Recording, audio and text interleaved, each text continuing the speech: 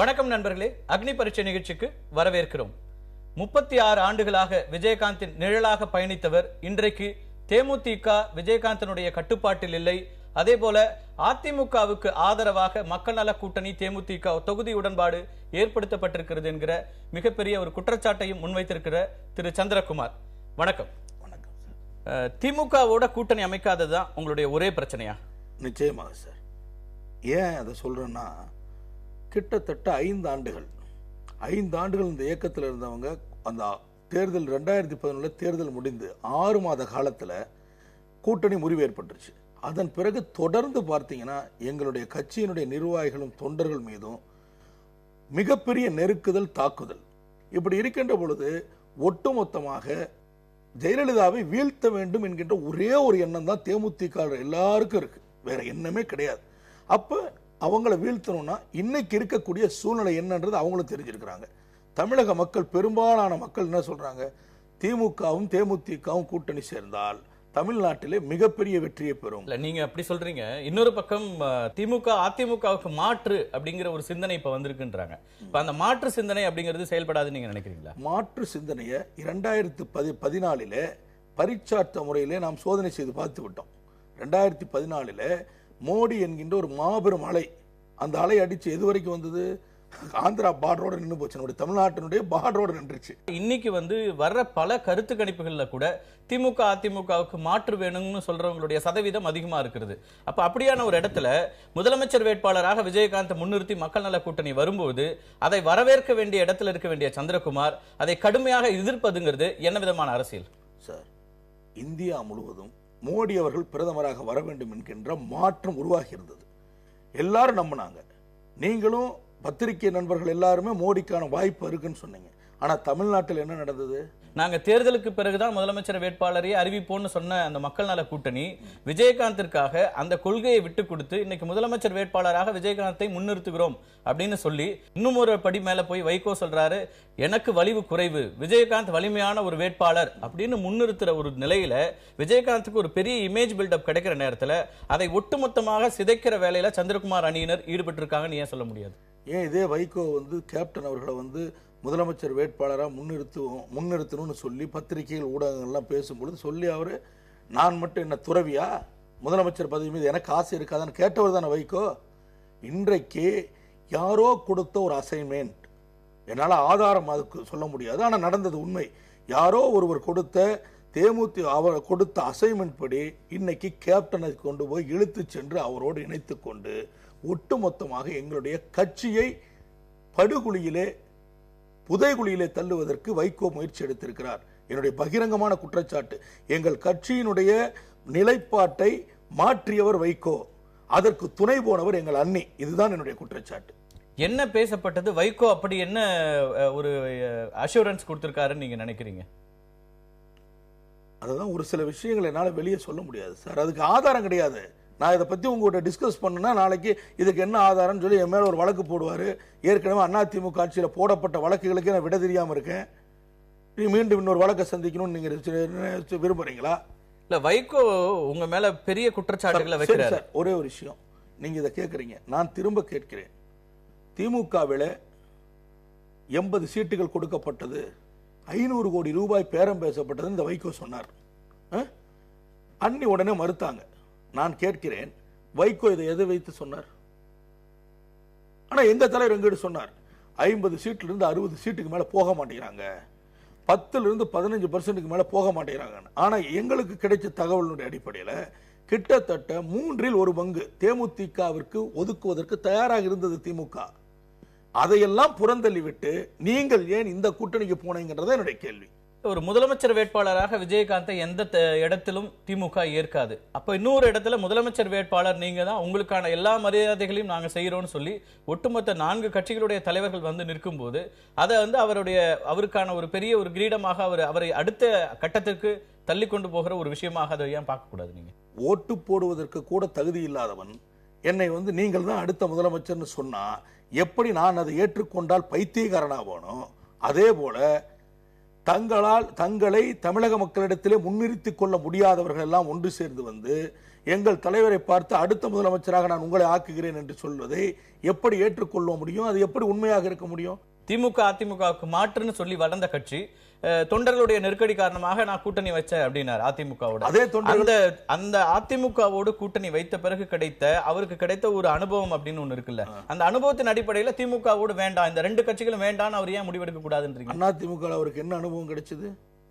9 சட்டமன்ற உறுப்பினர்கள் பணத்துக்காக விலை போனார்கள், அல்லது வேறு ஏதோ ஒரு காரணத்திற்காக அவங்க போனாங்கன்னு வச்சுக்குவோம். நான் அவர்கள் மீது பெரிய குற்றச்சாட்டை இப்பொழுது சுமத்த விரும்பவில்லை. நான் கேட்பது, திமுகவோடு என்றைக்கு நீங்கள் உடன்பாடு கொண்டீர்கள்? திமுக எந்த விதத்திலே உங்களை வந்து பழிவாங்க போகிறது? அது ஏதாவது நீங்க விளக்கம் சொல்லுங்க. இல்ல சார், நீங்க இவ்வளவு தூரம் பேசுறீங்கல்ல, இவதெல்லாம் நான் ஒத்துக்கிறேன். ஆனா எதற்காக தலைவர் போய் திமுக முக்கிய பிரமுகரை போய் சந்திக்கிறார்? தனியாக சென்று, அவருடைய பெயர் வேண்டாம், அவர் முக்கிய பிரமுகர், திமுகவினுடைய ஒரு அங்கம், அவரை சென்று நேரிலே சந்திக்கிறார். அவரிடத்திலே தனியாக கிட்டத்தட்ட 3 மணி நேரம் அவருடைய இல்லத்திலே சென்று பேசிக் கொண்டிருக்கிறார். பேசி முடித்து விட்டு வெளியே வருகின்ற பொழுது அவரிடத்திலே சொல்கிறார், இதை எங்களிடத்திலே கேப்டன் சொன்னது.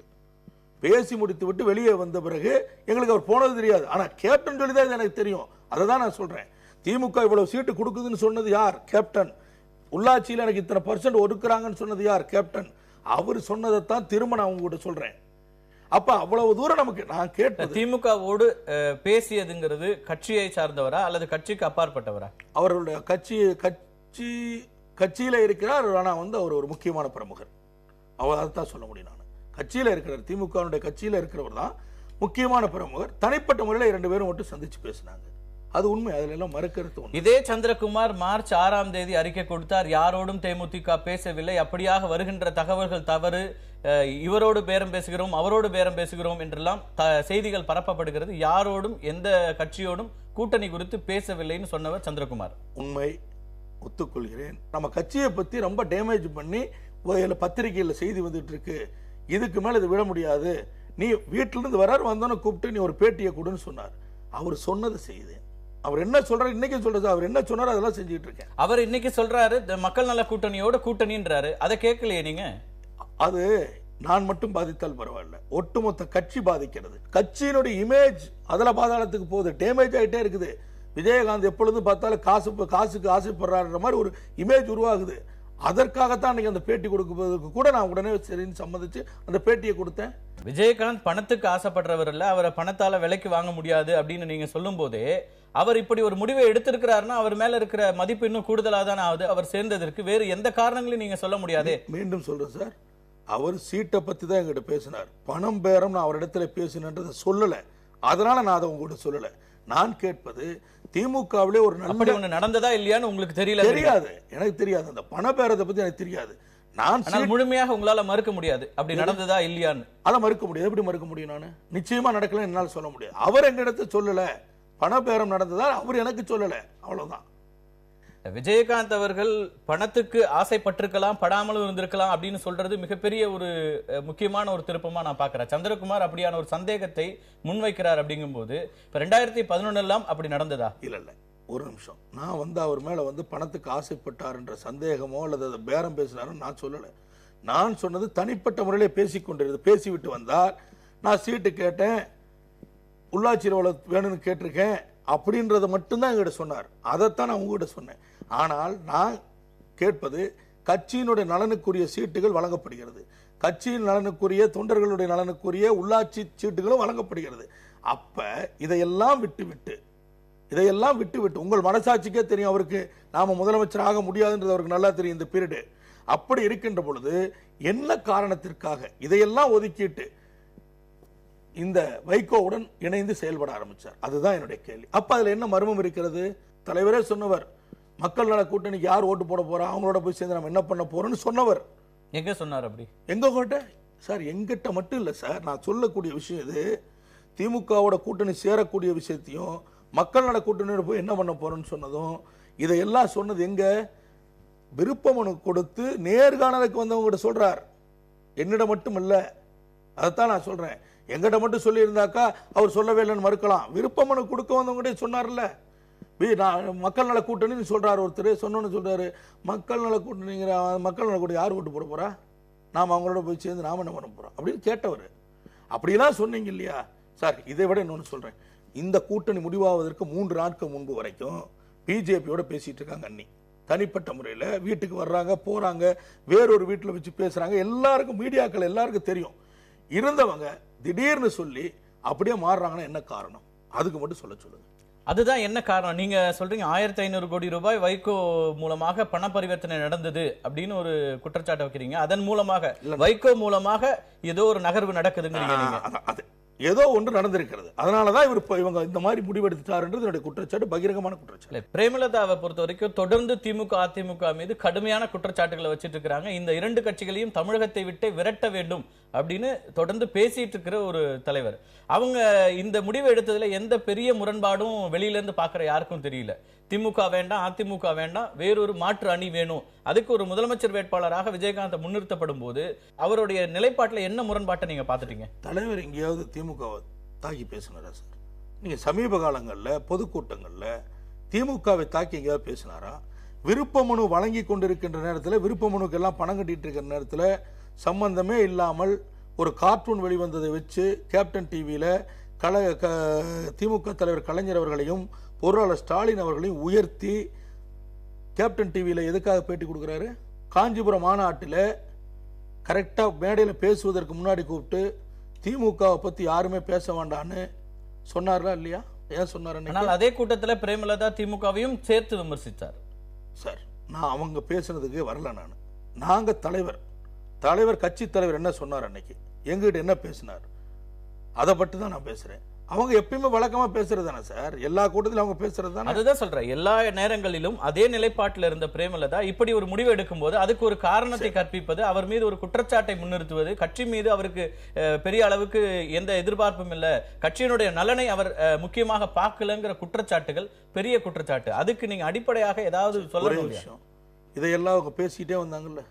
எதற்காக பாரதிய ஜனதா கட்சியோட அவங்க கூட்டணி பேசுறாங்க? அதுக்கு சொல்லுங்க.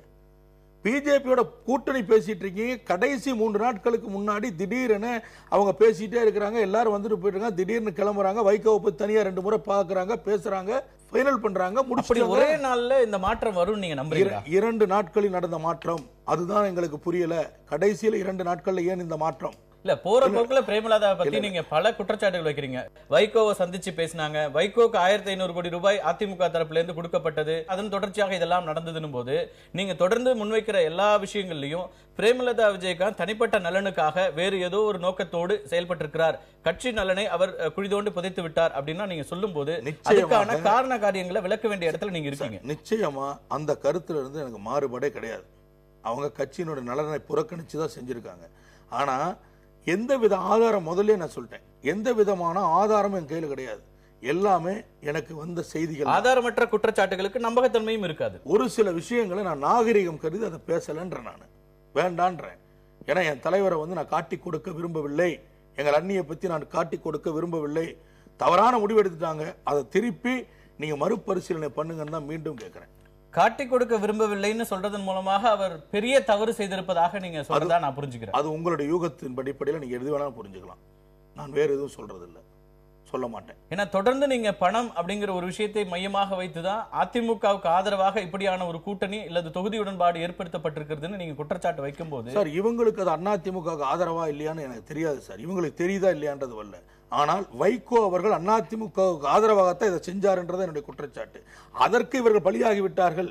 எங்க அண்ணி மூலியமா இவங்க பண்ணி சந்திரகுமாருக்கு தெரியறது, பிரேமலதாவுக்கு தெரியாதா, விஜயகாந்துக்கு தெரியாதா? சார் நாங்க கிராமம் வரைக்கும், பட்டி தொட்டி வரைக்கும் நேரில் சந்திக்கிறோம் தொண்டர்களை. அவங்க அந்த மாதிரி சந்திக்கிறது. உங்களை போன்ற நூற்றுக்கணக்கான ஆயிரக்கணக்கான நிர்வாகிகளோடு அவர் பேசி வருகிறார். மக்களுடைய கருத்து தெரியாத இடத்தில் விஜயகாந்த் இருக்கார் அப்படின்ற எல்லாருமே அதை, இது என்னுடைய கருத்தை தான் அத்தனை பேர் வலியுறுத்தினாங்க. இல்லைன்னு சொல்லுங்க. 19 எம்எல்ஏவையும் கூப்பிட்டு பேசினாருங்க. பேசுறேன்னு என்ன சொன்னாங்க? 19 பேர் திமுகவோட கூட்டணி போகணும், நம்ம கட்சியை காப்பாற்ற வேண்டும், ஜெயலலிதா ஆட்சியை விட்டு கீழே இருக்குன்னா திமுகவோட கூட்டணி போகணும்னு சொன்னோமா இல்லையா? 19 பேருக்கு என்ன பதில் சொன்னார்? இப்ப நீங்க எம்எல்ஏ ஆகணும், சரி நீங்களே எம்எல்ஏ ஆனீங்களா, இந்த எம்எல்ஏ ஆனாலும் இந்த கட்சிக்கு என்ன பிரயோஜனம்னு கேட்டார். அதோடு முடிச்சிட்டார். லட்சக்கணக்கான தொண்டர்கள் இருக்கிற கட்சியில அந்த 19 பேருக்கு தானே வாய்ப்பு கொடுக்கப்பட்டிருக்கு, அதையும் நீங்க நிராகரிக்க முடியாதுல்ல சார். ஒரு நிமிஷம், உழைப்புக்கு ஏற்றவாறு தான் எல்லாருக்கும் பதவி கொடுத்தீங்க. உழைக்காம யாருமே அந்த இடத்துக்கு வரலையே.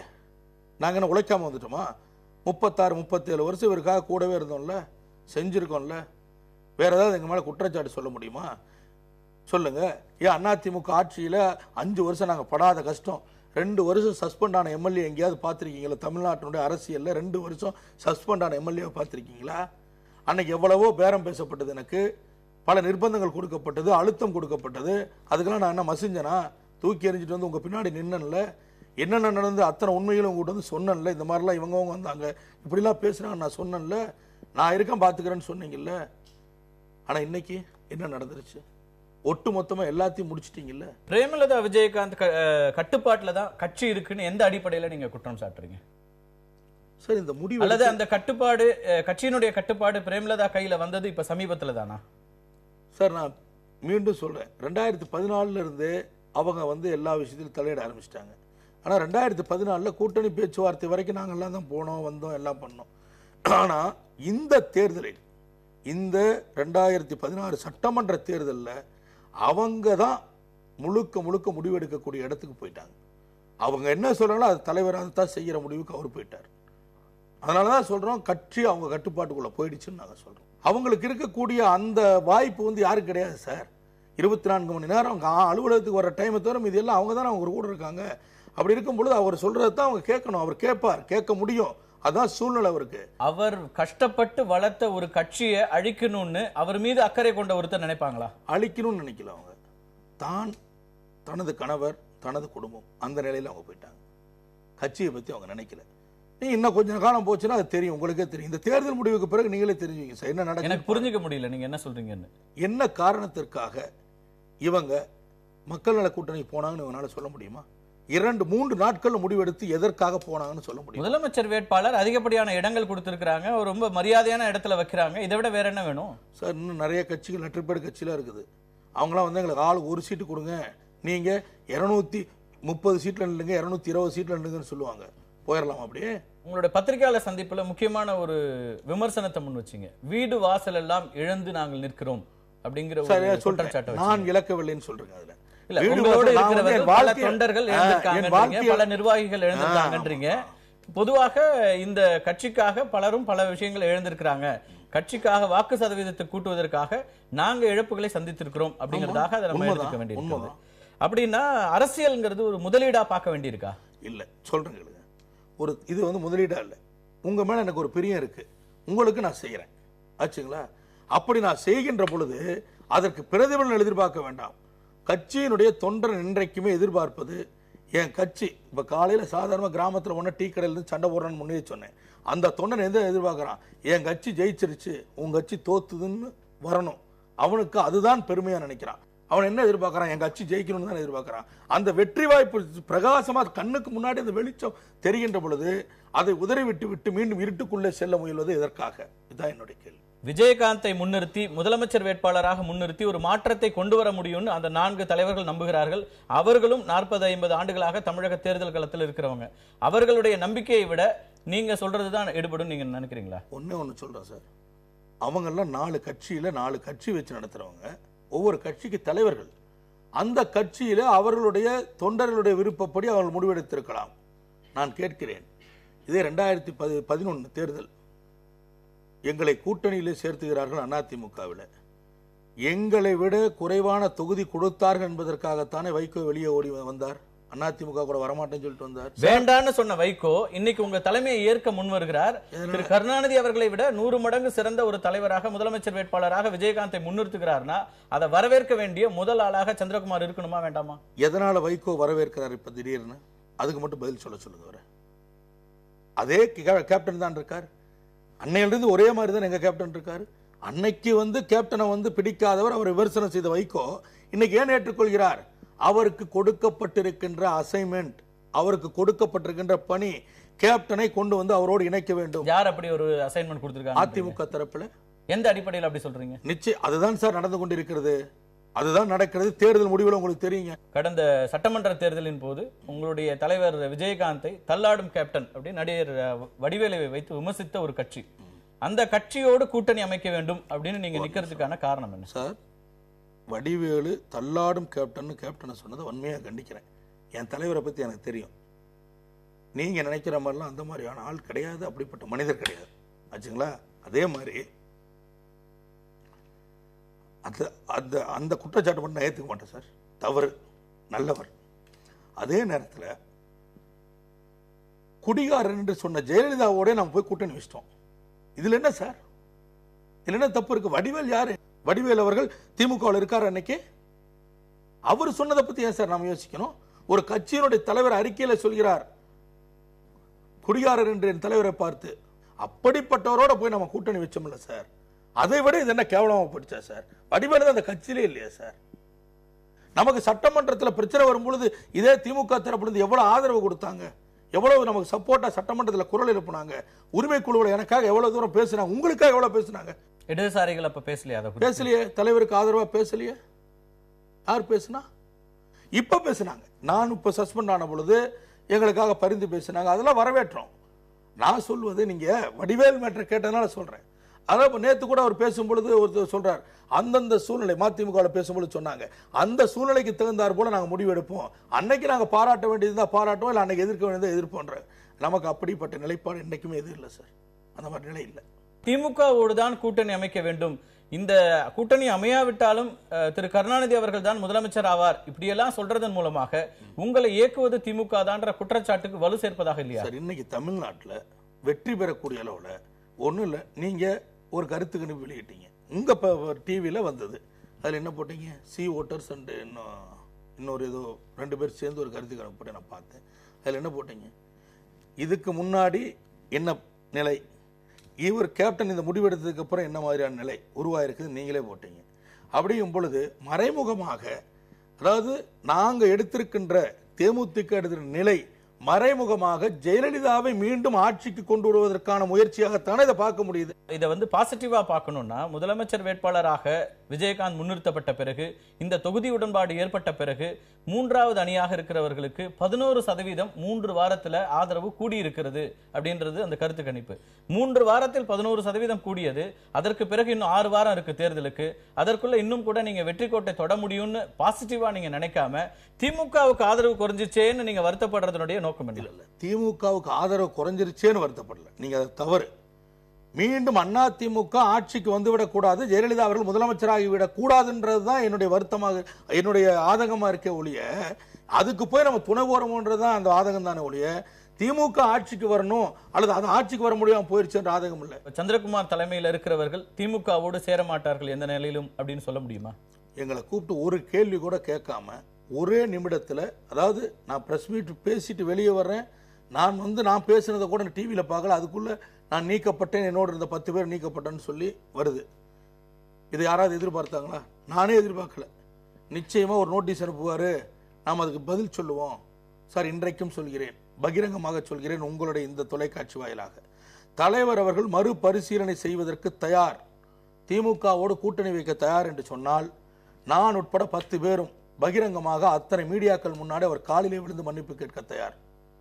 எங்களுக்கு பதவி வேண்டாம், கட்சியில பொறுப்பு வேண்டாம், கட்சியிலிருந்து அடிப்படை உறுப்பினரை நீக்கினீங்களா, அதை அப்படியே இருந்துட்டு போகட்டும், நாங்க தியாகியாகவோ அல்லது அழிந்து போகவோ ஏதோ ஒரு வகையில் நாங்க போயிட்டு போறோம், கட்சி நல்லா இருக்கட்டும், எங்க தலைவர் நல்லா இருக்கணும். நீங்க ரொம்ப கிளவரா அந்த கேமை விளையாடுறீங்களோன்னு தெரியுது. விஜயகாந்துக்கு இப்படியான ஒரு நெருக்கடியை கொடுத்து நாங்கள் அவரிடம் கேட்டோம், காத்திருந்தோம், அவர் செயல்படல, அதனால நாங்க வந்து வேறு முடிவு எடுக்க வேண்டி இருக்கிறது, திமுகவை ஆதரிக்க வேண்டிய அவசியம் இருக்கிறதுன்னு ஒரு ஸ்டேட்மெண்ட் சந்திரகுமார்ட்ட இருந்து வராதோ?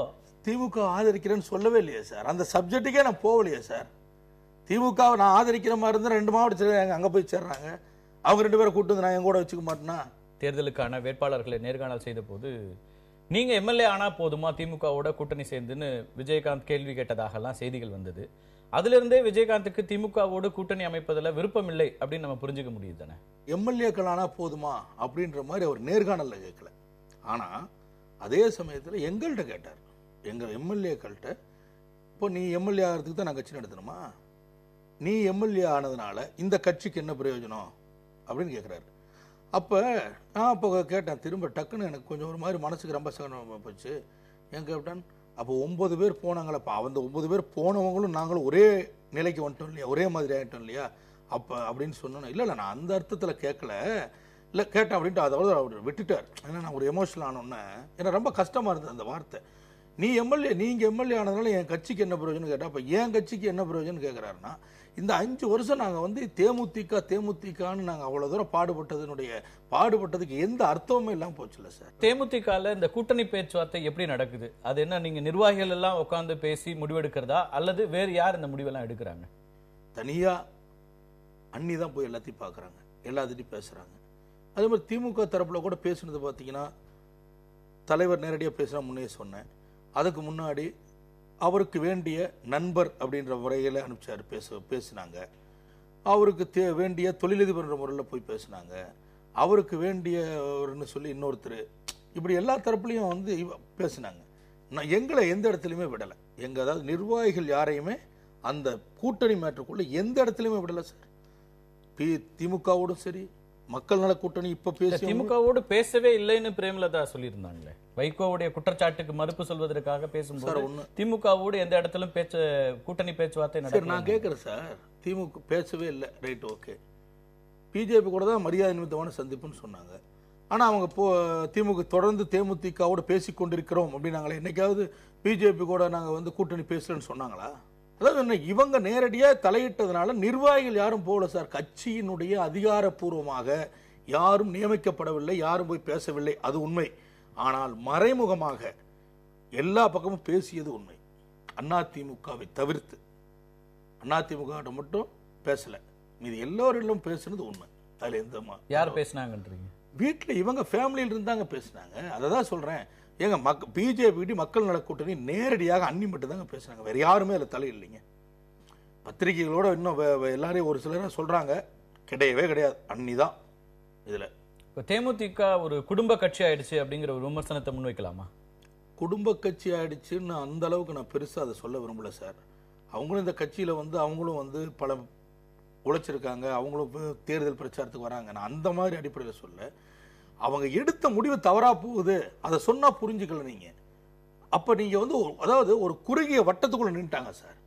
நாம வந்து கட்சி நலன், நம்மளை யார் நமக்கு எதிரி அப்படி பார்க்குறோம். இவங்க என்ன நினைக்கிறாங்கன்னா தன்னுடைய குடும்பம் அப்படின்னு சொல்லி அந்த குறுகிய வட்டத்துக்குள்ள நின்றுக்கிட்டு தான் கட்சியை பார்க்குறாங்க. அதனால தான் இவங்களுடைய பார்வைக்கும் எங்க அண்ணியுடைய பார்வைக்கும் எங்களை போன்ற நிர்வாகிகளுடைய பார்வைக்கும் மாற்றம் வருது. வேற ஒண்ணுமே இல்லை, இதுதான் விஷயம். அமைச்சராக ஆக்குறோம் அப்படின்னு திமுக ஒரு அஷூரன்ஸ் கொடுத்துதான் அவங்களை இப்படி இயக்குதுன்னு சொல்லி பார்த்தசாரதி உள்ளிட்டவர்கள் குற்றம் சாட்டி இருக்கிறாங்க. சார், நான் தேமுதிக இருக்கேன்னு நான் சொல்லிட்டு இருக்கேன். திமுக எனக்கு மந்திரி பதவி தர்றாங்கன்னு ஆசைப்பட்டேன்னு சொல்றது எந்த வகையில் அது ஏற்புடைய குற்றச்சாட்டு சொல்லுங்க? திரு ஜெகத் ரட்சகன் மூலமாகவும் திரு ஏவா வேலு மூலமாகவும் உங்களோடு இருக்கிற பார்த்திபனை வைத்துதான் இந்த ஒட்டுமொத்த அரசியல் விளையாட்டும் அந்த காய் நகர்த்துகளும் நடக்குது அப்படின்னு குற்றம் சாட்டுறாங்க. ஜெகத் ரட்சகன் இது வரைக்கும் நான் நேரில் சந்திச்சதில்லை சார். ஏவா வேலையும் சந்திச்சதில்லை. அவளுக்கு எனக்கு சார் அவங்களோட பேசக்கூட மாட்டேன் சார். ரெண்டாவது சார், எனக்கு பேசிக்காவே நான் வந்து கேப்டனுடைய ரசிகன்ல இருந்து வந்தவன். நான் எதுக்கு திமுகவில் போய் நான் போய் சேரணும், திமுகவில் போய் அமைச்சர் ஆகணும்? இல்ல, இப்ப பார்த்திபன் மூலமாகத்தான் பண பரிவர்த்தனை நடந்தது, அவர் மூலமாகத்தான் இந்த அதிருப்தி அணி உருவாக்கப்பட்டது அப்படிங்கிற குற்றச்சாட்டுக்கு உங்க பதில் என்ன? பண பரிவர்த்தனை இந்த நிமிஷம் வரைக்கும் நான் யாரை கட்சியில கூட நான் வந்து நேரடியா பண பரிவர்த்தனை நடந்துச்சுன்னு நான் குற்றச்சாட்டுல. ஆனா பண பரிவர்த்தனை நடந்ததுன்னு சொல்லி வைகோ தான் பேசிட்டு இருக்காரு. இன்னொன்னு சார், காசுக்கெல்லாம் நாங்க போற மாதிரி இருந்தா ஏங்க அவங்க 9 பேர் போனப்ப நான் நடந்த விஷயத்த பல விஷயத்த தலைவர்கிட்ட உண்மையா பேசியிருக்கிறாங்க. அவருக்கு சொல்லி இருக்கிறேன், அன்னைக்கெல்லாம் பணத்துக்கு ஆசைப்படாதவன் இன்னைக்கு நான் பணத்துக்கு ஆசைப்பட்டேனா சொல்லுங்க? அப்ப நான் போன அன்னைக்கே போயிருக்கலாமா சார்? அன்னைக்கே போயிருந்திருக்கலாம், வசதி வாய்ப்போட நல்லா வாழ்ந்துருக்கலாமா சார்? ஏன் சார் இவ்வளவு கஷ்டப்படணும் சார்? 2 வருஷம் சஸ்பெண்ட் ஆகி சம்பளமே கிடையாம இருந்தேன். சம்பளம் கிடையாது எனக்கு, நான் ஏன் அப்படி இருக்கணும்? ரொம்ப நெருக்கமானவராக அவருடைய நம்பிக்கைக்கு உரியவராக இருந்த ஒருத்தர் நீங்க. இப்படி ஒரு நிலை வரும்னு எதிர்பார்த்தீங்களா? இது வந்த பிறகு இப்படியான ஒரு முடிவை எப்போ எடுத்தீங்க? நம்ம வெளியில வந்து இதை பத்தி பேச வேண்டிய அவசியம் இருக்குன்னு எப்போ யோசிச்சீங்க? சார், கடைசியில் தலைவர் வந்து பேசுவதை தவிர்க்க ஆரம்பித்தார். அதாவது நம்ம சொல்கிற கருத்துக்களை இந்த மாதிரி நம்ம மாற்று கருத்து பேச ஆரம்பித்தோன்னே நம்மளை சந்திப்பதனாக்கா அவாய்ட் பண்ண ஆரம்பித்தார். பேசுவது எனக்கு கொஞ்சம் வேலை இருக்கு, நான் கூப்பிட்றேன் அப்படின்னு சொல்லிட்டு அவாய்ட் பண்ணுவார். டக்குன்னு கிளம்பி அதுக்கப்புறம் பார்த்தீங்கன்னா கூப்பிடவே மாட்டார், போயிடுவார். இது மாதிரியான நிகழ்வுகள் நடக்க ஆரம்பிச்சது. அப்போ நம்ம சொல்கிறத வந்து அவர் ஏற்றுக்க மாட்டேங்கிறாரு, ஏற்க மறுத்து விட்டார்ன்றதை நான் புரிஞ்சுக்கிட்டேன். அதன் பிறகு அவர்கிட்ட சொல்றதை குறைச்சிட்டேன். ஆனால் மனசுக்குள்ள ஒரு வேகம் இருந்துகிட்டே இருந்தது. இதை எப்படியாவது வெளியவாது கொண்டு வரணும், எப்படியாவது இவரை மாற்றணும். அந்த வேகத்துல தான் வெளியே. அவருடைய உடல்நிலை குறித்து வருகிற இந்த செய்திகள் எல்லாம் எப்படி பார்க்கறது? தொடர்ந்து எதிர்க்கட்சிகள் அதை ஒரு விஷயமாவே முன்னிறுத்திட்டு இருக்கிறாங்க. அவர் வந்து பிரச்சாரத்துக்கு முழுமையா போவாரா மாட்டாராங்கிற கேள்விகளை முன்னிறுத்திட்டே இருக்கிறாங்க. நிச்சயமா போவார் சார். அதில் எந்த பிரச்சனையும் இல்லை. நிச்சயமாக போவார், பல இடங்களில் வந்து பிரச்சாரம் பண்ணுவார், அதில் எந்த பிரச்சனையும் கிடையாது சார். அவர் வந்து அரசியல் தலைவராக கரெக்டாக பண்ணிட்டு இருக்காரு, அதுலாம் நான் வந்து எந்த தவறும் சொல்ல, அவரெல்லாம் சொல்லவே முடியாது. அப்படின்னா அவருடைய தேர்தல் தொடர்பான முடிவும் சரியா தானே இருக்கும். அதுதான் தப்பா போயிருச்சு, அதுதானே சார் தப்பா. உங்களுக்கு விருப்பமில்லாத ஒரு விஷயத்தை செய்தா தவறான சார் எனக்கு அதான் சொன்னேன், எனக்கு மட்டும் இல்ல, நான் முன்னே சொன்ன பிஜேபி கூட்டணி எனக்கு விருப்பம் இல்லை, ஆனால் அதை ஏற்றுக்கொண்டு கூட இருந்தோம். காரணம் என்ன, பெரும்பாலானவர்கள் ஓகே. ஆனா இப்ப பெரும்பாலானவர்கள் எதிர்த்தும் கட்டாயப்படுத்தி திணிக்கப்பட்டு, சார் இன்னும் நான் வெளிப்படையா நீ என்னை ரொம்ப வந்து என்னை வந்து தூண்டுற மாதிரி இருக்கு நீங்க பேசுறது. தலைவர்கிட்ட நாங்கள் 17 எம்எல்ஏ 19 எம்எல்ஏல நாங்கள் உட்காந்து தலைவர்கிட்ட பேசிட்டோம். தலைவர் சொல்லிட்டாரு, திட்டினாரு, பிடிச்சாரு, திமுகவோட தான் ஒன்றும் வந்தாச்சு, முடிஞ்சு போச்சு. அடுத்த நாள் அவருடைய திருமண நாள் அன்னைக்கு வீட்டுக்கு போகிறோம், எங்களை எல்லாம் கூப்பிட்டு பேசுகிறாங்க. யார் பேசுகிறா, அண்ணி தான் கூப்பிட்டு பேசுகிறாங்க. பேசும் பொழுது எங்களை வந்து அவ்வளவு கடுமையாக பேசுகிறாங்க. சொல்கிறாங்க, அப்போ நீங்களாம் எம்எல்ஏ ஆகணும், நீங்கள் எம்எல்ஏ ஆகணும், சேர்மன் ஆகணும், கவுன்சிலர் ஆகணும், எல்லாம் பண்ணணும், அவர் வந்து முதலமைச்சர் ஆகக்கூடாதான்னு கேட்டாங்க. அப்போ சொன்னோம் நாங்கள், அண்ணி நீங்கள் சொல்கிறதெல்லாம் கரெக்டு. 2011 எதிர்க்கட்சி தலைவர், அப்போ தான் முதல்ல சொல்கிறேன், 11 எதிர்க்கட்சி தலைவர், இன்னைக்கு சூழ்நிலை சரியா இல்லை தமிழ்நாட்டில், எதிர்க்கட்சி தலைவரானோம், இந்த முறை ஆட்சியிலும் அதிகாரத்திலும் பங்கெடுத்துக்குவோம், 2021 நம்முடைய இலக்கா வைப்போம், முதலமைச்சராக நிச்சயமாக ஆகும். அதற்கான இன்னைக்கு ஆட்சியில் பங்கெடுத்து நம்ம வலுவாக இருந்தால் தான் நம்ம உள்ளாட்சி வரைக்கும் நம்மளுடைய நிர்வாகிகளை வந்து உள்ளாட்சியில் ஜெயிக்க வச்சாதான் நடக்கும்னு சொல்லி அவங்ககிட்ட மிகப்பெரிய வாதம். நான் மட்டுமல்ல, அந்த வாதத்தில் நான் ஒரு வார்த்தை கூட பேசலை, சும்மா ஒரு 2-3 விஷயத்தை பேசுன ஒழிய நான் வாதமே பண்ணலை. ஆனால் பல சட்டமன்ற உறுப்பினர்களும் மாவட்ட செயலாளர்களும் அவங்க கிட்ட கடுமையான வாதம் பண்ணாங்க. உண்மையா இல்லையான்னு அவங்க மனசாட்சிக்கு தெரியும். சந்திரகுமார் அணி தனியாக செயல்படுமா அப்போ இனிமே? சார் இன்னமும் இருக்குது சார், வாய்ப்பு இருக்குன்னு தான் சார் நினைக்கிறேன். சார் தலைவர் வந்து என்ன அடிப்படையில் இந்த நம்பிக்கையை வெளிப்படுத்துறீங்க எனக்கு புரியவே இல்லை. திரும்ப திரும்ப இதன் மூலமாக மக்கள் மத்தியில் ஒரு குழப்பத்தை நீங்க உண்டு பண்றீங்களா? அவர் இன்னமும் வாய்ப்பு இருக்கு, எங்களை திரும்ப அவருடைய தலைவர் யோசிப்பார் சார். இப்ப நடந்துகிட்டு இருக்கிற நிகழ்வுகளை நிச்சயமா தலைவர் யோசிப்பார் சார். தலைமையை ஏற்றுக்கொண்ட ஒரு தொண்டராக நான் இருக்கேன் அப்படின்னீங்க, கொள்கை பரப்பு செயலாளரை கூட ஒதுக்கி வச்சிடலாம், ஒரு தலைமை தொண்டனாக இருக்கிறேன் அப்படின்னா நீங்க முன் வச்சா, அந்த தலைமை அவரோடு சேர்ந்து அவர் தவறான ஒரு முடிவே எடுக்கிறதாக இருக்கட்டும், அந்த முடிவோடு இருக்கிற அதுக்கான விளைவுகளை சேர்ந்து சந்திப்பது தானே ஒரு தொண்டனுக்கு அழகு. அதை விட்டுட்டு அது மூழ்கிற கப்பலாக இருக்கிறது, நான் மட்டும் தப்பிச்சிடறேன் வெளியில வந்துடுறேன்னு சொல்றேன். சரியா, நான் தப்பிச்சிடறேன்னு சொல்லி இப்ப நான் தானே மூழ்கி போயிருக்கேன். இன்னைக்கு அப்படி கட்சியை விட்டு வெளியே வந்து அந்த கட்சியில இருந்து வெளியே வந்து கடல்ல போயிட்டு இருக்கிற கப்பல்னு வச்சுக்கோங்க சார், அதுல இருந்து குதிச்சு நான் தானே சார் இன்னைக்கு மூழ்கிட்டு இருக்கேன். நான் வெளியே வரலையே, அவர் தான் நினைக்கிறாரு, நான் எங்க வெளியே வந்தேன்? வெளியில வந்து அவர் மீதான விமர்சனங்களை வைப்பதன் மூலமாக அவரை பலவீனப்படுத்துவதற்கு நான் விமர்சனமே வைக்கலையே அவர் மீது. தொண்டர்களுடைய எதிர்பார்ப்புகளை அவர் பூர்த்தி செய்யல, 95% தொண்டர்கள் சொன்னதை ஏற்கல அப்படின்னு ஒரு ஜனநாயக கட்சியில இதை கூட சொல்லக்கூடாது வெளியே. அத கட்சிக்குள்ள இருந்து தானே சொல்லணும். எந்த கட்சியில வெளியே அனுமதிச்சிருக்காங்க? அத சொன்னதுக்கு அத சொல்லி ஏற்கலையே. எந்த கட்சியில ஒரு கட்சியினுடைய தலைமையை விமர்சித்த பிறகு அந்த கட்சி தன்னை ஏற்கும் அப்படிங்கிற நிலை தமிழ்நாட்டில் எந்த கட்சியில இருக்கு? கட்சி தலைமையை விமர்சிக்கல, நான் தவறான முடிவு எடுக்கப்பட்டிருக்கு, இதை மீண்டும் மறுபரிசீலனை செய்யுங்கன்னு தான் நான் கேட்டேன். தவறான முடிவுங்கிறது விமர்சனம் இல்லையா? ஒரு தலைவர் தவறான முடிவு எடுத்திருக்காரு, அவருடைய கட்டுப்பாட்டுல கட்சி இல்ல, இந்த முடிவை எடுக்கிற இடத்துல அந்நியார் இருக்கிறார், இதெல்லாம் வந்து விட வேற என்ன குற்றச்சாட்டு இருக்க முடியும்? சார் தவறான முடிவு எடுக்கிறாருன்னு சொல்றது தவறுன்னு சொன்னா அந்த தவறை நான் செய்வேன் சார். அந்த தவறை தவறுன்னு சொல்றது நீங்க கட்சிக்குள்ள இருந்து எவ்வளவு வேணா பேசலாங்க சார். அதுக்கான இடத்துல மற்ற தொண்டர்களுக்கு கிடைக்காத ஒரு இடம் திரு சந்திரகுமாருக்கும் உங்களோடு வந்த எம்எல்ஏக்களுக்கும் இருக்கிறது. குறைந்தபட்சமாக விஜயகாந்தை நேர்ல பார்த்து நீங்க சொல்ல முடியும். அப்படியான ஒரு இடத்துல இருக்கிற ஒருத்தரே அவரை இதுக்காக உள்ள இருந்து நீங்க குரல் கொடுக்கறதுங்கிறது வேற, வெளியில வந்து அவர் மீதான விமர்சனங்களை முன்வைக்கும் போது அவரை இன்னும் பலவீனப்படுத்துவதாகத்தானே அது மாறுங்கிறது தான் இருக்கிற அடிப்படையான கேள்வி. நீங்க வெளியில இருந்து பாக்குறீங்க, உள்ள என்ன நடக்குதுன்னு உங்களுக்கு தெரியாது.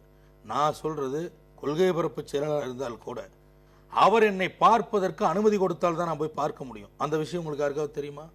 மாவட்ட செயலாளர் இருந்தால் கூட அவர் பார்ப்பதற்கு விருப்பப்பட்டால் தான், இல்லைன்னா வந்துட்டு அப்படியே கீழே வந்துட்டு கீழே தான் போகணும். இது யாருக்காவது தெரியுமா? அதனால சொல்றேன், இதெல்லாம் என்ன பேச வைக்க வேண்டாம். மற்றவர்கள்லாம் சொல்லக்கூடிய அணுக முடியாத தலைவர்ங்கிற இடத்துல தான் விஜயகாந்த் இருக்காரு சார். அவருடைய குணாதிசயம் தனி சார். அவருக்கு எது சரி, அவருக்கு வந்து யாரை பார்க்கணும் அல்லது யாரை பார்க்க கூடாதுன்னு முடிவு எடுக்கிறாரோ அவங்கள பார்க்க மாட்டார், அவர் கேட்க மாட்டார் சார், அவங்கள அவாய்ட் பண்ணுவார் சார். இது அவருடைய குணம் சார். அவருக்கு ஒத்த கருத்து சொன்னீங்கன்னா பக்கத்தில் நிற்கலாம் சார். அவருக்கு மனநிலைக்கு மாறான அல்லது அவருக்கு வீட்டில் எடுத்த முடிவுக்கு மாறான கருத்தை யார் சொன்னாலும் ஏத்துக்க மாட்டாரு, பக்கத்திலே விட மாட்டார் சார். அவருடைய குணம் அது. திரும்ப திரும்ப வீட்ல எடுத்த முடிவுன்றீங்க, பிரேமலதா எடுத்த முடிவுன்றீங்க. சரி, என்ன அடிப்படையில பிரேமலதா எடுக்க முடியும்ன்ற மக்கள் நல கூட்டணிக்கு கூட்டணி பேச்சுவார்த்தைக்கு போனாங்கல்ல, ஒரே நாள்ல 124 தொகுதி வந்து உட்கார்ந்து கையெழுத்து போட்டு எல்லாம் பண்ண முடியுமா சார்? யார் பேசியது? எப்படி பேசுனீங்க? கட்சியா அல்லது உங்களுடைய சொந்த கம்பெனியா? சொல்லுங்க பதிலு.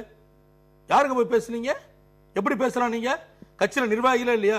என்னைய விட வேணாங்க, அங்க இருக்கிற மீதி இருக்கிற நிர்வாகிகள் அனுப்புங்க போய் பேச்சுவார்த்தைக்கு. ஏன் அனுப்பல? இந்த கட்சிக்கு ஒரு சிறந்த பேச்சாளர் வேணும். இதுக்கான முக்கியமான ஒரு ஆளாக முன்னிறுத்தி இவ்வளவு வேலைகள் பார்த்த ஒருத்தர் இன்னைக்கு திடீர்னு யார் நீங்கன்னு கேள்வி கேட்கறீங்க. சரி, தலைமை கழகத்தில் இருக்கக்கூடிய பேச்சாளர் அனுப்பிச்சிருவீங்களா நீங்க? சார், அவங்க போனது தவறு சொல்ல, அவங்களோட 4 கட்சி நிர்வாகிகளை கூட அனுப்பினால அப்ப சொல்லியிருப்பாங்கல்ல இதுதான் நிலவரம் இப்படின்னு. சார், நீங்க மூடி வைத்து இந்த கூட்டணி ஏன் உருவாக்கினீர்கள்? அதற்கு காரணம் என்ன? மூடி வைத்து இந்த கூட்டணி உருவாக்கப்பட்டதுன்னு நீங்க குற்றச்சாட்டு பகிரங்கமா குற்றச்சாட்டுங்கிறீங்களா நீங்க? இந்த குற்றச்சாட்டுல நீங்க சொல்லும் போது அதுக்கான அடிப்படை ஆதாரங்களாக இல்லாத போது நீங்க பொய் சொல்றதா தான் வரும். உங்களுடைய குற்றச்சாட்டுகள் முழுமையாக நிராகரிக்கப்படும். சார், அதிமுகவினுடைய ஆதரவோடு அதிமுகவினுடைய ஏஜெண்டாக வைகோ செயல்படுகிறார்.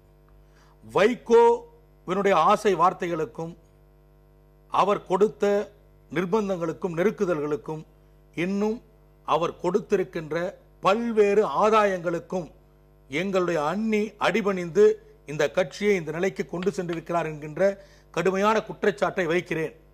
என்ன ஆதாயம் சொல்றீங்க?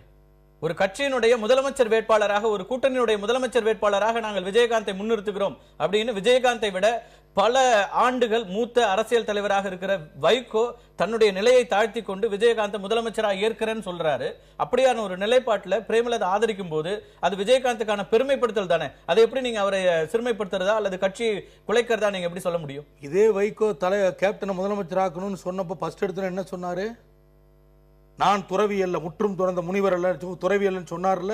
நான் முதலமைச்சர் பதவிக்கு ஆசைப்படக்கூடாதுன்னு கேட்டார்ல. திடீர்னு அவர் ஏன் அப்படி செஞ்சாரு? இன்னைக்கு நான் பலவீனம் ஆயிட்டேன் அவரே ஒத்துக்கிறாரு. என்னுடைய கட்சி அந்த இடத்துல இல்ல, என்னுடைய கட்சி பலவீனம் ஆயிருக்கிறது, நான் தனித்து ஆட்சி அமைக்க முடியாது, அதை நான் ஒத்துக்கொள்ளதான் வேண்டும். என்னை விட மீண்டும் சொல்கிறேன், ஓட்டுரிமை கூட இல்லாதவன் என்னிடத்திலே வந்து நீங்கள் தான் முதலமைச்சர் என்று சொன்னால் நான் அதை நம்பலாமா? நம்பக்கூடாது இல்ல. அதே மாதிரிதான் எந்த பலமும் இல்லாதவர்கள் உங்களிடத்திலே வந்து நீங்கள் முதலமைச்சர், நீங்கள் வெற்றி பெறப் போகிறீர்கள் என்று சொன்னால் இதை எப்படி நம்பலாம்? நம்ம யோசிக்கணுமா இல்லையா? எப்படி நம்புனீங்க? எந்த அடிப்படையில் முதலமைச்சராக போறீங்க சொல்லுங்க. 1500 கோடி ரூபாய் அதிமுகவிலிருந்து வைகோவுக்கு கைமாறியதாக ஒரு குற்றச்சாட்டை முன்வைக்கிறீங்க. அதன் பிறகு வைகோ பிரேமலதாவோடு பேசி இப்படியான ஒரு கூட்டணி முடிவாச்சு, தொகுதி உடன்பாடு முடிவாச்சுன்னு சொல்றதன் மூலமாக பண பரிவர்த்தனை நடந்ததுன்னு சொல்றீங்களா? நேரடியா வாய்ப்பு இருக்கு. வாய்ப்பு இல்லைன்னா எதுக்கு சார் இந்த முடிவு எடுக்கிறாங்க?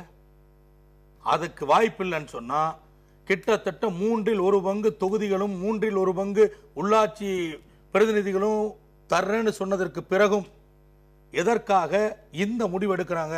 அதை தவிர வேற என்ன இந்த கட்சியினுடைய நலனுக்கு உங்களுக்கு தேவை? அப்ப அவங்களுடைய குடும்ப நலனுக்கு தேவையானது கிடைச்சிருக்கு, அதனால அவங்க இந்த முடிவு எடுத்துட்டாங்கன்னு பகிரங்க குற்றச்சாட்டு. நல்லா இருந்தா அந்த கட்சியினுடைய தலைவர் சிறப்பான இடத்துல இருக்க போறாரு, அந்த தலைவராகத்தான் குடும்ப தலைவராகவும் இருக்க போறாரு. அப்படியான ஒரு சிறப்பான நிலையை பிரேமலதா விஜயகாந்த் பணத்துக்காக விட்டுட்டாங்க நீங்க எப்படி சொல்ல முடியும்? வேறு காரணமே இல்லை சார். வேற என்ன காரணம் சொல்ல சொல்லுங்க, பகிரங்கமா சொல்லுது. இந்த காரணத்துக்காக தான் நான் கூட்டணி வச்சேன்னு சொல்லுங்க. அவங்களோட பல காரணங்கள் இருக்குங்க. ஒரு கூட்டணிக்கு முதலமைச்சர் வேட்பாளராக அவரை முன்னிறுத்துற ஒரு கூட்டணி இருங்க. 3 நாள்ல நீங்க முடிவெடுத்து செய்ய வேண்டிய அவசியம் என்ன? யாருகிட்ட சொன்னீங்க?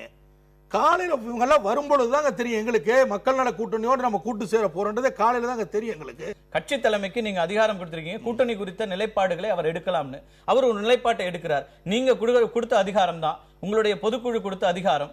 அந்த அதிகாரத்தின் மூலமாக எடுக்கப்பட்ட ஒரு முடிவை நிராகரிப்பது எந்த விதத்தில் அரசியல் நாகரிகம் நீங்க நினைக்கிறீங்க? சார், கட்சி தலைவருக்கு கூட்டணி குறித்து எந்த முடிவை வேண்டுமானால் எடுக்கலான்ற அதிகாரம் கொடுக்கிறது அப்படிங்கிறது வந்து எல்லா கட்சியிலும் இருக்கின்ற ஒரு நடைமுறை. இது வந்து அவருக்கு கொடுக்கக்கூடிய கௌரவம். ஆனா அந்த தலைவர் எப்படி முடிவு எடுக்கணும்? அந்த கட்சியினுடைய நிர்வாகிகள் எந்த அடிப்படையில் அந்த முடிவு அவருக்கு அதிகாரத்தை கொடுத்தாங்களோ அந்த அடிப்படையில் அவர்கள் எதை எதிர்பார்க்கிறார்கள் அந்த அடிப்படையில் தான் அவர் முடிவு எடுத்திருக்கணும். 2011 அதிமுகவை கடுமையாக விமர்சித்து வந்த கட்சி தேமுதிக. கூட்டணி சேருவதற்கு முன்னால அதுவும் வேட்பாளர் பட்டியல் அவங்க வெளியிடுற வரைக்குமே கூட கடும் விமர்சனங்களை முன்வைத்த கட்சி. அப்படிப்பட்ட ஒரு கட்சியோடு கூட்டணி சேர்ந்தீங்க. அன்னைக்கும் இதே மாதிரியான ஒரு பேரம் நடந்து நீங்க சொல்ல முடியுமா? அன்னைக்கு உங்களுக்கு எம்எல்ஏ ஆகிறதுக்கான வாய்ப்பு கிடைக்குதுன்னு உடனே அப்படியான விமர்சித்த ஒரு கட்சியோட போக முடிந்தது. இன்னைக்கு நீங்க எம்எல்ஏ ஆக முடியாதுங்கிற ஆதங்கத்துல வெளியில வந்து இப்படி விமர்சிக்கிறீங்க. எம்எல்ஏ ஆகணும்ன்ற ஆசையில் அன்னைக்கு கம்மன் இருக்கல. ஒட்டுமொத்த தொண்டர்களுடைய நிலை அன்னைக்கு எல்லாரும் சொன்னது அதிமுக கூட்டணி வைக்கணும்னு சொல்லி அதை அன்னைக்கு ஏத்துக்கிட்டாரு. ஆனா இன்னைக்கு அதே மாதிரி தொண்டர்கள் எல்லாம் திமுகவோட தான் நம்ம வைக்கணும் இன்னைக்கு இருக்கிற சூழ்நிலை அப்படின்னு சொல்லும் பொழுது அதை ஏற்க மறுக்கிறார். அது எங்க அவங்களுக்கு இடிக்குது? குறுக்கால மண்டபத்தை இடிச்சாங்கன்ற ஒரே ஒரு விஷயம் தான் எங்களோட அன்னைக்கு இருக்கு, வேற எதுவுமே இல்லைங்க. வெளிப்படையா சொல்லிட்டேன், மண்டபத்தை திமுக அடிச்சது. நான் கேட்கிறேன், குடிகாரர் என்று சொன்னவங்களுடைய கூட்டணி வச்சிட்டோம், இதுல என்ன இருக்கு? இது ஒரு காரணமா? நமக்கு கட்சி முக்கியமா இல்லையாங்க? இவங்க மண்டபத்தை மட்டும் தான் அடிச்சாங்க. அதிமுக என்ன செஞ்சிருக்கு? கட்சியவே அடிச்சது. ஊழல் எதிர்ப்பு அப்படிங்கிறது முக்கியமான ஒரு அம்சமாக தேமுதிக வச்சுட்டே இருக்குது. வறுமை ஒழிப்பு இதெல்லாம் தான் நீங்க சொல்றது. இப்ப ரெண்டு கட்சிகள் மீதும் ஊழல் குற்றச்சாட்டுகள் முன்வைக்கிற நேரத்துல அப்படியான ஒரு கட்சியோட தான் நீங்க கூட்டணி வைக்கணும்னு சொல்றது முரண்பாடா இல்லையா? அதான் சார், ஊழல் எதிர்ப்பு, லஞ்சத்தையும் ஊழலையும் ஒழிப்போம். தேமுதிக துவங்கும் பொழுது சொல்லப்பட்ட முதல் கொள்கை லஞ்சத்தையும் ஊழலையும் ஒழிப்போம். என்ன பண்ணோம்? ஜெயலலிதா மேல சொத்து குவிப்பு வழக்கு நடந்துகிட்டு இருக்குது, கூட்டணி வச்சோமா இல்லையா? நமக்கு நாம திமுக பொருளாளர் ஸ்டாலின் என்ன சொல்லிருக்கார்? கடந்த கால எங்களுடைய ஆட்சியிலே தவறுகள் ஏதேனும் நடந்திருந்தால் இந்த ஆட்சியிலே திருத்திக் கொள்ளப்படும், அது போன்ற தவறுகள் நடக்காத வண்ணம் பார்த்துக் கொள்ளப்படும், அதற்கு நான் உறுதி கூறுகிறேன் சொன்னாரா இல்லையா? அதைத்தான் சார் எடுத்துக்கணும். 5 வருஷம் அவங்க தப்பு பண்ணா அதுக்கு தான் 5 வருஷம் பதவி இல்லாம போச்சு, தண்டனை கொடுத்தாச்சு, மக்கள் முடிஞ்சு போச்சு 5 வருஷம். அப்படியான அஷூரன்ஸ் இப்ப முதலமைச்சர் ஜெயலலிதா கொடுத்தா உடனே அதிமுகவோடும் கூட்டணி சேரலாம்னு சொல்வீங்களா? சார் 5 வருஷம் பாதிக்கப்பட்டிருக்காங்க சார், மக்கள் பாதிக்கப்பட்டிருக்காங்க. இன்னமும் உங்களுக்கு நம்பிக்கை இருக்கா விஜயகாந்த் வந்து தன்னுடைய நிலைப்பாட்டை மாற்றிக்கொள்வார் அப்படின்னு? நிச்சயமா இருக்கு சார், கண்டிப்பா யோசிப்பார். நான் முன்ன சொன்ன என்ன அடிப்படையில் சொல்றீங்க எனக்கு புரியல. எந்த கட்சி தலைமையும் அப்படியான ஒரு முடிவு எடுத்த பிறகு அந்த முடிவை நான் சொன்னதுக்காக அவர் யோசிக்க வேண்டாம். இன்னைக்கு நடந்துட்டு இருக்கிறத பூரா அவரும் பார்க்கிறாரு, எல்லா தகவலும் அவருக்கும் காதுக்கு வரும். அப்ப நாம் ஏதோ தவறான முடிவை எடுத்து விட்டோமோ என்கின்ற எண்ணம் அவருக்கு நிச்சயமாக தோன்றும். அந்த எண்ணம் தோன்றுகின்ற பொழுது நிச்சயமா இதில் ஒரு மாற்றம் ஏற்படும் என்ற நம்பிக்கை இருக்கிறது. உங்களுடைய வருகைக்கும் கருத்து பகிர்வுக்கும் மிக்க நன்றி. மீண்டும் ஒரு நிகழ்ச்சியில் சந்திக்கலாம். நன்றி, வணக்கம்.